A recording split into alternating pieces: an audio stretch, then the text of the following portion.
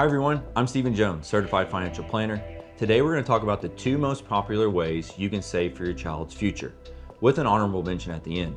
We're going to talk about what they are, how they work, and how you can apply them to your financial life. And hopefully you'll walk away knowing more than what the average advisor tells you. Let's get into it. So why does this matter? So we all want to save for our child's future, their education. We want to take care of them, educate them, nurture them. It's just natural as a parent. And so we want to look at ways to save for their future educational needs, how to get them started in life so they don't go into adulthood with a lot of debt. And today we're going to talk about two types of vehicles that you can use to accomplish that. One is the 529 plan, which you've probably heard of. The second is the Unified Transfer to Minor account, also known as an UTMA account. So the average 4-year tuition in the United States costs about $110,000 per person. Go to a private school, that bumps up to $240,000. On average, these amounts double every 15 years. So in 18 years, your newborn child could be paying $200,000 to $400,000 in tuition cost. But here's the nice thing, you don't have to save it all yourself. We have the power of compounding to help us out. So in these vehicles, which you can invest in, through compounding, you should be able to achieve those goals, not just on savings alone, but on investments. So this video is not about investing. It's just about how to find the best vehicle for your needs and for your child. So the 529 plan came out through the Small Business Protection Act, and it's probably the most popular one. You've probably heard of it. It's often called the 529 plan or college savings account, and they've been around for a very long time. And what's nice about them in simple terms is you put the money in, it grows tax deferred, and it comes out tax-free as long as you use it for educational expenses. So for example, let's say you put in $200 a month between age 0 and 18. 7% compound interest, you would end up with $81,000 for college expenses. $45,000 of that is from growth within the investments from the 7%. That's all tax-free. So compare that to a brokerage account where you would have the same return, you still end up with $81,000. The $45,000 of growth would all be taxable versus the 529 plan, no taxes because you use it for educational expenses. So here's some important details and some areas where people get a little confused. There are no contribution limits to a 529 plan. Like an IRA or your 401k, there are no contribution limits. There are just gift limits. So everybody currently in 2026 has a gift limit of $19,000 per person. So married filing jointly has a gift limit of $38,000. So you can contribute up to $19,000 per person to the 529 account every year. And that gift limit goes up every year a little bit. It's indexed for inflation. So you want to keep an eye on that if you really want to max out one of these plans. There's also a front load of 5 years. So each person can put in $95,000 and front load it for the full 5 years. Now, if you do that, you can't make any contributions for the next 5 years, but at least you were able to front load it and get the compounding started early. So here's the cool thing. Anybody can put it to the 529 plan. So if you set up the account, grandparents, aunts, uncles, nieces, nephews, siblings, anybody can put into these accounts and receive the deduction if that is allowed in your state. Here's what I want to drive home. You're the owner. So if you set up the 529 plan, you're the owner. You have complete control over the account and the monies and how they are used. Now you pick a beneficiary. Now you can change that beneficiary. So if it's not used for their education, it can be used for somebody else in the family.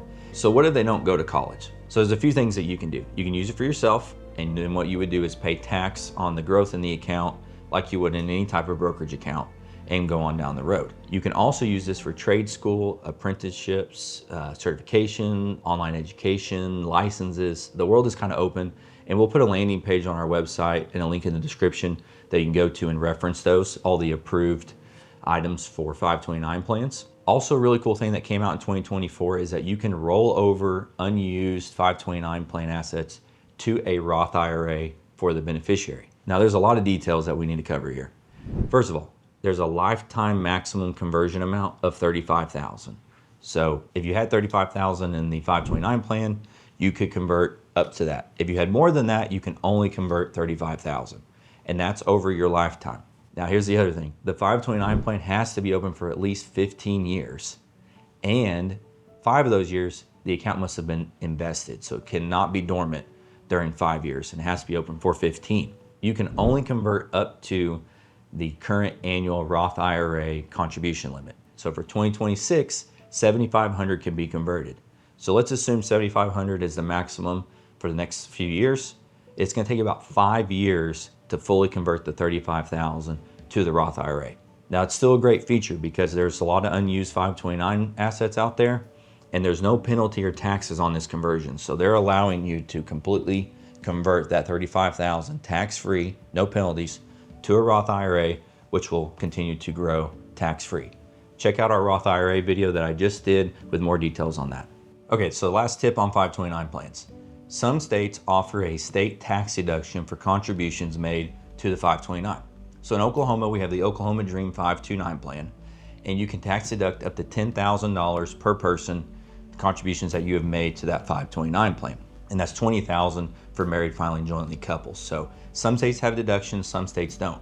You have to be a resident in that state to receive the tax deduction. Now, some states like New York and Illinois allow you to have a plan in any state and receive a tax deduction. So I always recommend that you do consult with your tax advisor before deciding which plan to use and the benefits there as far as tax deduction goes. But that is another incentive to a 529 plan, is that you do receive a tax deduction for the contributions. The monies grow tax deferred and will become tax free. And so that's why I think they're great, and they are triple tax free. And so it's something you should consider. Okay, so now let's transition to the UTMA account, which is a little bit more flexible, but is not solely used for educational expenses. Stands for Unified Transfer to Minor account, and is one of the types of accounts out there that are like the Unified Gift to Minors account, which is an UGMA account.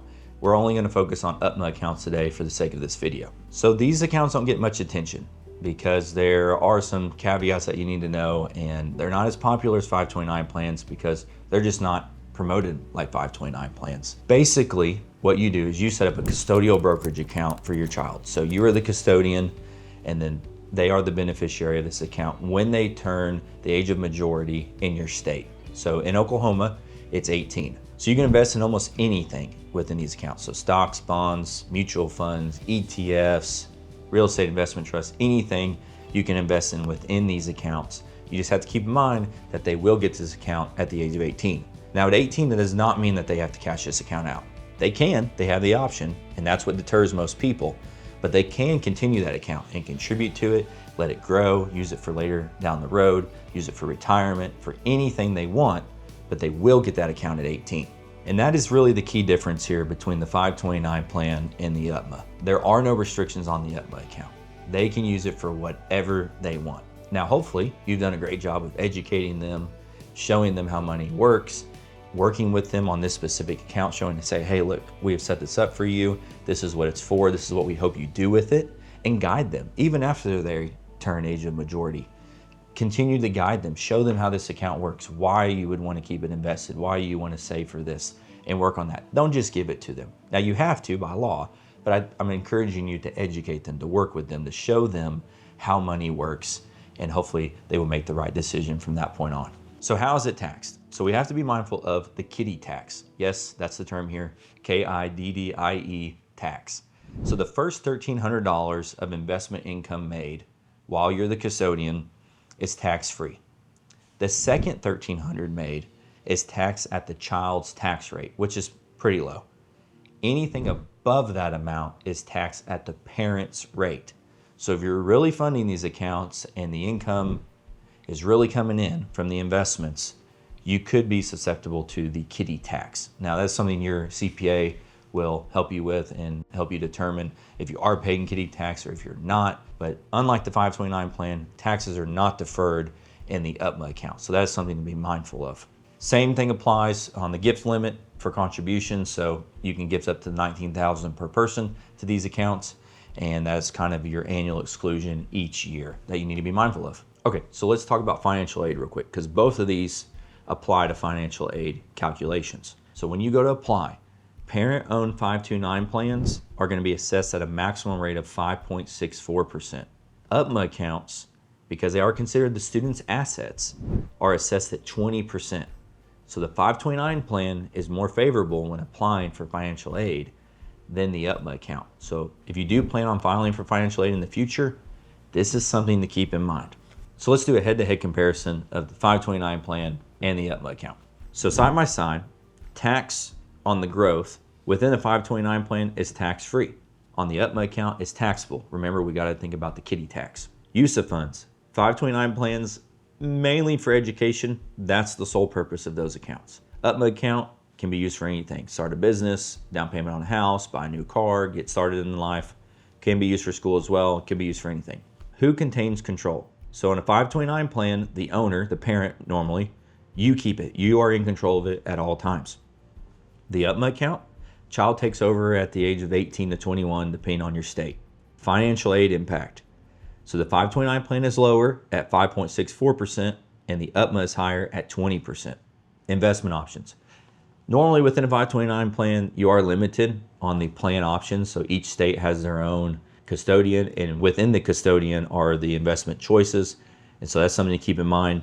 Within the UTMA account, since it is a custodial brokerage account, nearly unlimited options, stocks, bonds, mutual funds, ETFs, so on and so forth. Penalties for non-educational use. So within a 529 plan, if you don't use it for educational expenses and you are under 59.5, there is a 10% penalty, and taxes are owed on the growth. The UTMA, there are no penalties for non-educational use because that's not its sole purpose. Bottom line, 529 plan wins on taxes and control. UTMA wins on flexibility. So which account should you use for your child? And here's my honest take. Use both of them. They both serve a purpose. Use the 529 plan for education. If they don't go to school, that's okay. There's a lot of options, as we just covered, for those funds. Use the UTMA account for down payments, getting them started in life, starting a business, investing in them, showing them how money works, because those accounts are more flexible. Show them that the 529 plan is for education and educate them. So try to use both if you can. Put a little bit in one and put a little bit in the other, and have both those accounts when they get ready to start school. One can be used for school, one can be used for after school, for getting started in life. And so I'm a big proponent of both, and I hope that you've learned something today, because these both are really, to me, fascinating vehicles for saving for your child. It's on top of everybody's mind. It's a common question I get around here, is how do I help my kids? I want to help them. I want to get them started. I want to show them how money works. And I think both of these, the 529 and the UTMA account, are great vehicles for doing that. Okay, so the honorable mention, the little bonus tip here at the end. In my last video, we talked about Roth IRAs, but we did not dive into Roth IRAs for children. So I thought it would be applicable for this episode. So as long as your child has earned income, just like you or I do, for Roth IRA contributions, they can contribute to a Roth IRA when they are a minor. So you set up the account for them. They can put in the same max that you and I can. So for 2026, that's $7,500. As long as they have earned that through babysitting, mowing yards, part-time work, they can put in to a Roth IRA. Now they will get that account when they're 18. When they become an adult, they will get that account. Then they can continue that on for the rest of their life through retirement and have tax-free money for way down the road. I think it's great. It's awesome. It's a great way to get them started. It's a great way to show them how retirement accounts work. And it's a great way to honestly save for a lifetime versus saving for 20 or 30 years when you're an adult. They're gonna have 18 years of tax-free growth and then 30, 40, 50 years of it after that. And so these are great vehicles. A little example for you, we'll show on screen. Let's just say you're 16 years old, you have a part-time job, you contribute $2,000 a year to the Roth IRA. We'll continue with that 7% assumed rate that we used earlier for 50 years. You'd have $59,000 saved up. So a one-time contribution of $2,000 when you're 16, you never add another penny, you let that grow for 50 years, you'd have $59,000 completely tax-free. I think that's really cool. It's a great investment vehicle, and that's why I've saved it for the last part of this video, is if you are hitting all the others, you could consider the Roth IRA, or you could use the Roth IRA in lieu of the UTMA account. I would not use it in lieu of the 529 plan because there is the 10% penalty on pre-59.5 distributions from a Roth IRA. So this would be more used for down the road for retirement. But it's a great way to get the kids started saving. Okay, to close out, there's not a one-size-fits-all here. I think the best account is the one that you actually set up and fund today for your child's future. Sit down, determine what you want them to be. What does the future look like? What do you want for them? And make your decision based on that. You could have all three of these, you could have one, you could have two. Do something. The best one is the one that you set up and fund today. Hope you've enjoyed the video. Hope you've learned something. Hoping that you can apply something to your financial life. Please email me your comments at steven@jonesfinancialpartners.com. I look at every single one of them. Thank you again, and I'll see you in the next video.